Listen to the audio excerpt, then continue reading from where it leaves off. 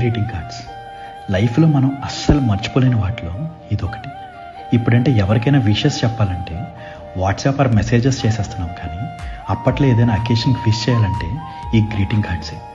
December వచ్చిందంటే చిన్నప్పుడు ఊర్లో ఎక్కడ చూసినా గ్రీటింగ్ కార్డ్ షాప్సే.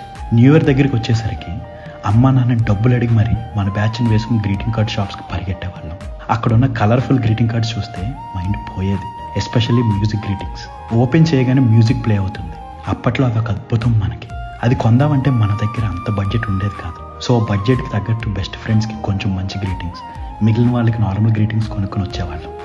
అబ్బాయిలకైతే సినిమా హీరోల గ్రీటింగ్స్, అమ్మాయిలకైతే హీరోయిన్ పిక్స్ ఉండే గ్రీటింగ్స్, టీచర్స్కి అయితే ఫ్లవర్స్ ఉండే గ్రీటింగ్స్. ఇంకా న్యూ ఇయర్ రోజు సైకిల్ వేసుకుని స్కూల్ హాలిడే అయినా సరే ఫ్రెండ్స్ అందరిళ్ళకి వెళ్ళి గ్రీటింగ్ కార్డ్స్ అండ్ చాక్లెట్స్ ఇచ్చి విష్ చేయడం, వాళ్ళు ఇచ్చే గ్రీటింగ్ కార్డ్స్ తీసుకోవడం.